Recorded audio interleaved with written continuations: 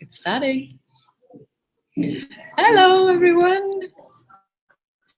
Here we are, all of the liaison officers and myself, the vice president of external.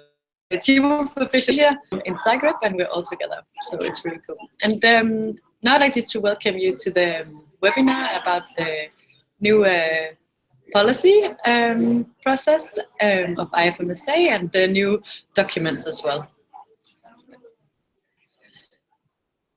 Yeah, so the reason we think this is needed, we're going to go a bit more into, but the agenda for today is the challenges with the old system, something also about what is policy and why do we do it in IFMSA, some about the previous processes leading up to this and some of the last year's activities, and then going a bit into this new system that we have adopted, a bit about the definitions of what a policy statement is, what a position paper is, what is a policy commission, and also some new things about the amendment process that we have now adopted.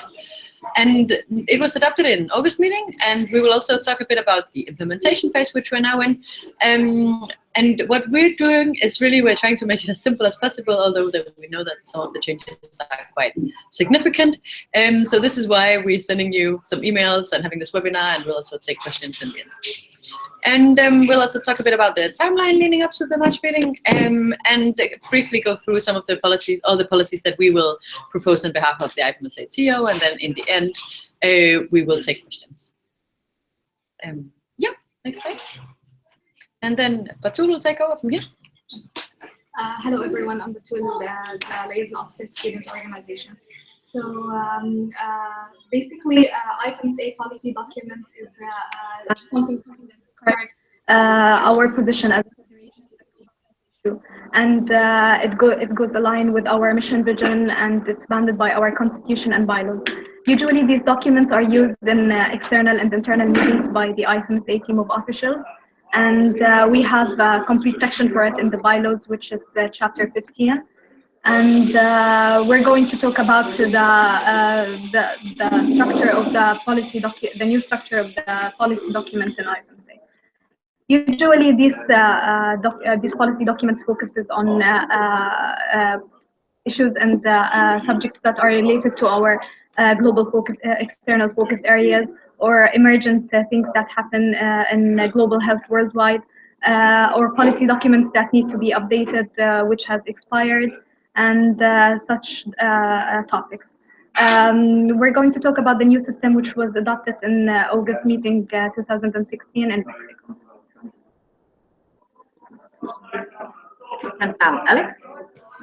And now Alex will talk about some of the challenges of the old system. Exactly. So you might be wondering why we chose to make this change, why we chose to have this this new system. But there's many reasons why we chose to do this. The first one being that we felt that the previous system, there was a lot of overlapping between different policy statements. So it was very common for 1, 2, or 3 to be tackling almost the same subject. Another one was that the goal of a policy statement isn't just to be there, it's to be used, and it wasn't always the case. A new trend we're trying to push towards also is having evidence-based policy, so really kind of making sure that what we advocate for is based on the latest high-quality literature and data, as well as being more concise. The old ones tended to be very long, some being up to 20 pages, for example. And we really wanted to, as a group, streamline the whole process to increase the efficiency. And finally, it wasn't that uncommon for different policy statements from different standing committees to have a completely different structure. The goal here is really to have a simple, unified structure so that it's very clear what we as IFMSA are doing. And we also want to increase the number of NMOs participating in the process. And despite previous processes to improve the system, like global policies or policy handbooks, we really think that this is going to be kind of our opportunity to really improve the process. And we really look forward to working with you to doing that. So to Iskander, who's Next part. Yeah. Thank you so much. Hello, everyone. So I will speak a little bit about the process on how we wanted to tackle these challenges for the old system, and what was the process from last year or the year before up until the August meeting in 2016. So there were several discussions that happened with the NMOs and within previous team of officials to improve the policy making. One meeting that sort of gathered most of the information that was collected in the past, which was the team of officials meeting number 4 in 2015 in Portugal, where there was a small working group that tried to identify new ways of improving the system, and it was proposed to NMOs for consultation. However, we haven't reached a sort of consensus to adopt it in the August meeting in Macedonia. This is why there was a task force on the implementation of these outcomes was created. So I was part of I myself was part of the task force, and together with the members of the federation, we worked from the August meeting 2015 until 1 year after to see what were the unresolved topics and how we wanted to include more the NMOs and see what were the details of the flaws that we wanted to overcome.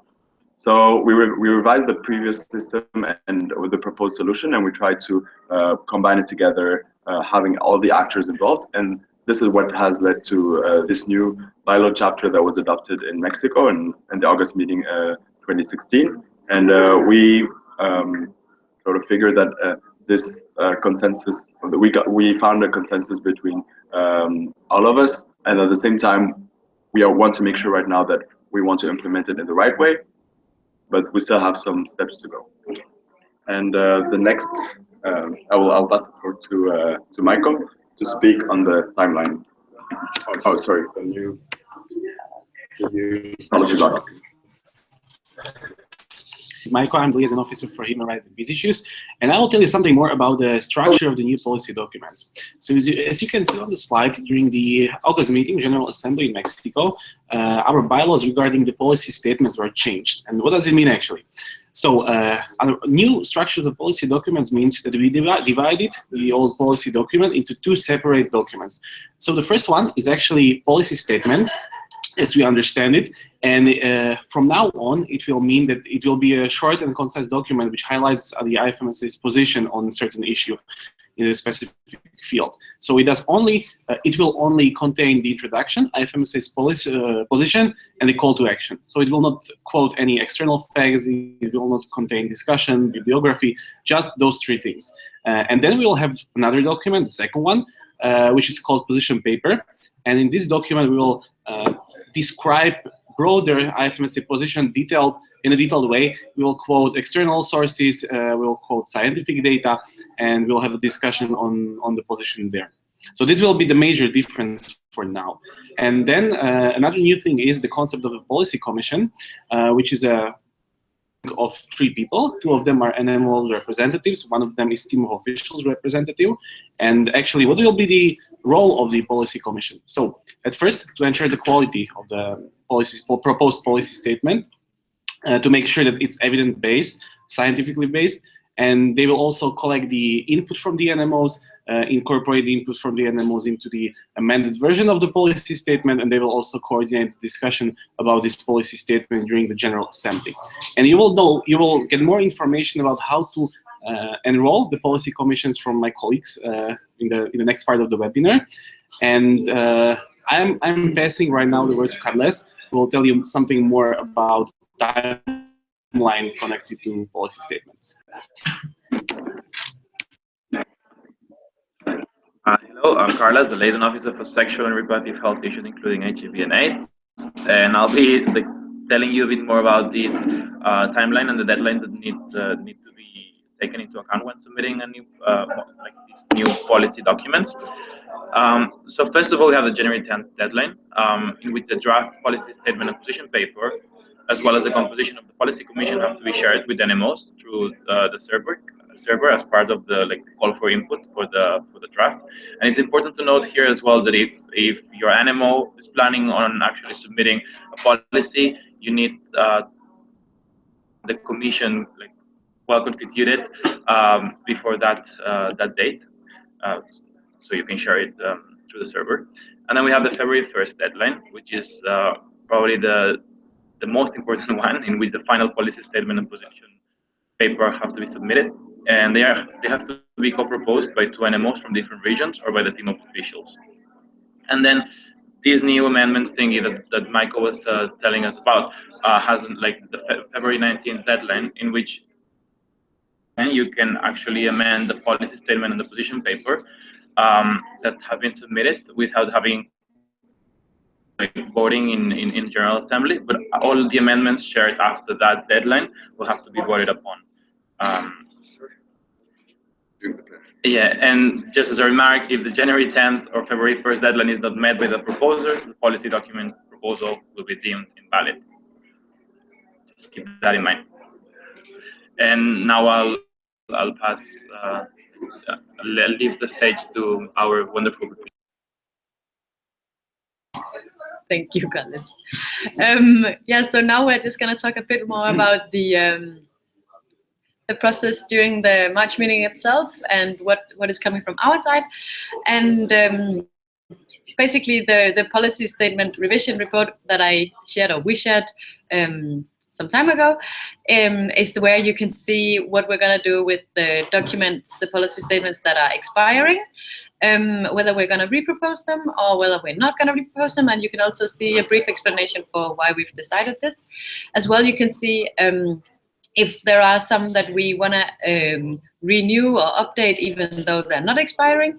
And you can also see that there are a few areas where we would actually like to propose a new policy statement or a policy document where we haven't had a policy statement previously on this issue. So I'm going to give the word to the different liaison officers to briefly explain you what's going to happen with the upcoming March meeting and the different policy proposals. So I'll give the word to Scanner first. Hi, everyone again. So I will start with two first policy statements that are expiring for this March meeting. The first one, which is on access to safe surgery and anesthesia for all. So as you know, like, as medical students, we're advocating for the access to safe surgery for all, as it also falls in line with universal healthcare access to everyone, and also seeing that some of our members and NMOs are working on the topic. So we believe that we need to update it, seeing the new data that and the new stance that, or the updated stance that we need to have within our federation. So this is the first policy document. The second one is on rural health. Later. So on the thing is that the policy statement that is expiring is called rural and remote healthcare, and we thought about having a name that is more comprehensive, which has led to rural health, but it also falls in line with our efforts to promote the work in rural health in general, not only rural medicine, but also touching upon social determinants of health in rural areas. And we believe that we also need to update the stance on it, seeing that we have done previous efforts in the topic. Pass on to Carlos to talk about Hello. So basically, the ones that I'm going to talk about are the access to safe abortion, the breastfeeding, the abolishing child marriage, and the gender-based violence policies that are all being proposed this March meeting, hopefully. The first one, the access to safe abortion one, it's the one that was adopted 3 years ago in Tunisia. And basically what we're doing is trying to update the references and just passing it into the newer structure, but the call to action will be mostly kept the same. The breastfeeding one is also one that expires actually in the August meeting, but that we decided to work on it since we had the capacity for this March meeting. And same with the abolishing child marriage. These three ones are being worked upon by some contributors, including SCORE IT members and program coordinators. And the last one, the gender-based violence, was written by a small working group that was selected at the beginning of the term, since it's one that should have been reproposed the past August meeting in Mexico, but that it was like it was actually decided to keep it for the next General Assembly so it could be worked upon a bit better, and it's been shared through the Yahoo groups already for some input if you want to. And I'm back again. So we're also reproposing the policy documents on universal health coverage. It goes in line with the two previous policy statements, but also have a broader perspective on what is our stance as medical students on it, but also in line with the global external focus area on primary healthcare. So we believe that we need to update it for this March meeting. And I'll pass it on to Michael. So from human rights and peace policy statements, we have two policy statements which we are reproposing. Both of them are falling under the category of humanitarian action in our global external focus areas. So the first one is access to medical and humanitarian aid, which is actually a policy statement under another name, access to medical and humanitarian aid in Syria. But we were thinking that we will broaden our scope of our activities and we will try to develop a more general policy statement so we will be able to also advocate for issues happening in other countries such as Yemen, Somalia, South Sudan, and generally all around the world. And the second policy statement is protection of health services, which is the area in which we are really active in the external representation and advocacy. Maybe you have seen our recent joint statements with the International Committee of the Red Cross in the safeguarding health in conflict coalition. So we are aiming to update this statement and repropose it because this is one of the most important issues we are currently working on in the Standing Committee. Yeah. No, wait a minute. So we're going to take questions in 1 minute. So please think about what you want to ask. And also, this slide that you see here is showing a name behind the policy document title. And that name is going to be the TO person who's going to be the person in the policy commission. So this means that you can see Skander will be coordinating the access to safe surgery and anesthesia for all, but Batul will be coordinating the breastfeeding, and you will also see that Amin, who's behind me, will be coordinating the universal health coverage. So we've tried to distribute the policy documents a little bit. So yeah, so it's a bit fair as well. Yeah, so I think that is no. Oh, we have one more slide. Sorry. Yeah, now Skander is gonna get the word. Yeah, last but not least, so we've talked about and how it will be dealt with for the March meeting, and now it's also an occasion for you to understand how can you be involved from now up until the March meeting mainly. So a few of the opportunities that you still have time to look up into. The first one is that the call for policy commissions has been sent out, and the deadline has been extended to the 3rd of January. So you can still have the opportunity to apply via your national member organization for either one of the policy statements that we are proposing. But aside from that, NMOs can still propose other policy statements or policy documents and policy commissions. I explained that within the timeline, NMOs have the opportunity to do it. So this is still possible to be sent out at the NMO mailing list. Another opportunity is also to give input on the draft of the policy statement. So the deadline for input, I think there was a mistake, but yeah. The input can be given up until the 1st of February. So there will be online Google documents that will be shared with all the members, and yeah, all of you guys can give suggestions or comments so that we can take them into account while finalizing the policy documents. But after the 1st of February deadline and up until the March meeting 2017, you can still submit amendments that could be either incorporated until February 19th. Or discussed at the policy statement discussions and eventually passed at the plenary. So there will be practically one email thread that will be shared on the NMO server about each policy. Simply send your inputs, give suggestions of the documents, and we're also planning to work on an IFMSA manual on policy making, so that we could explain this further in details. hopefully by between January and February. But we also hope to update it since this is our first sort of, yeah, it's a kind of pilot project, and we hope to learn from it so that we get all the sort of tips and tricks for you guys to get as much involved as possible. So that is it for. Yes, and now, first of all, I think now you can write all of your questions, if you have any, on the event, and we will then take them in as they come. Of course, I want to just apologize on our behalf that we did announce this webinar quite late, but we hope that some of you who are not here will then be watching it afterwards, and that thereby you can then write the questions to us, and we're happy to answer them. Of course, we know this process is new, and it's also new to us, but we hope it will be improving our policies in the future. So now we're waiting for questions. And Preet is here. He also loves policy. Do you see him? Please come back. Come back. There he is. How many people did you have? 8 watching. 8 watching?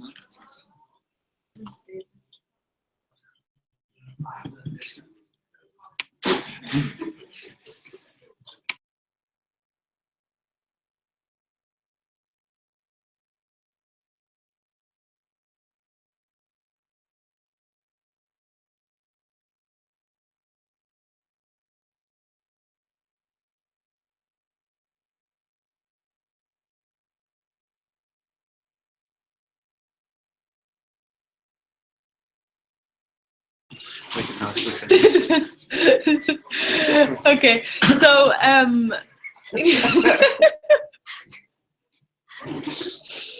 whatever. Yeah, okay, thank you. Great comments on the chat. We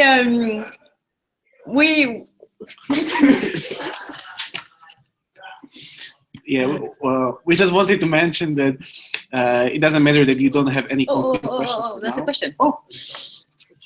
Can you read it? So we have a question. Is there any qualities that someone who submits to join policy commission should have? So we've created the form. We've created the form where you can then see that we're asking whether there are whether you have activities in your NMO about it, and whether you've run campaigns about it, and something else, and all kinds of experience that we're interested in. And also, yeah, so whether you're whether you were the original proposer or the original seconder, and also whether you have policies in your own NMO about this topic. So these are some kind of information that we're interested in having. But it's actually just mostly important for us to have some representation and to collaborate with the NMOs about it. So there's definitely no requirements at all. No, but it's true. We want a second opinion on everything that we're doing, and also this is the idea behind the new policy commission, is also to have more involvement in general in this process. So yeah, also keep in mind that you have to do it as well. Okay, so we have a second question from Victor. The calls for the commission were shared only at the NMO server. I'm sorry, I'm not aware of. So I think, yes, it was shared through the NMO server, I think. Because also I shared, for example, for SCORE people through our Facebook SCORE group, but it was emphasized that NMO should apply. If you're interested in joining some policy commission, you should contact your NMO president, who can apply through the official IFMSA account to be a member of the commission. So that should be the way how to do it. Yeah, so that's what the approach that we're taking with the policy commissions are that an NMO applies to be part of the policy commission, and then the NMO with the relevant experience then appoints a person to be their representative. So it's an NMO that's part of the policy commission, and not as such an individual that is selected for it. Yeah. I don't know if that makes sense. Yeah. Makes. Yeah. Okay. Let's agree on that. Anything more? Okay, so we are waiting for some last questions. If you have anything, you can write it into the chat.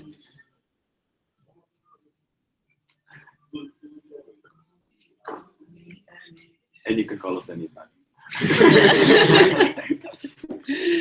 Yeah, I think I'm sure there might be some of you who are watching it after that will have some relevant questions for the rest of the NMOs as well. Maybe some things that we haven't addressed, some things because it's also new to us, some things that we maybe haven't thought about saying in this webinar. So maybe you can just reply to the emails that I've been sending on all of our behalf, and then all the other NMOs can also see your questions. I don't really feel like there's any stupid questions or anything. We have everything is quite new at the moment. So yeah, anything you guys want to add? No? What? Do you want to come around? Yeah, join us. I think I'm just going to stay here. No. We're gonna have. Yeah. Michael, come back. Bye-bye. Bye-bye.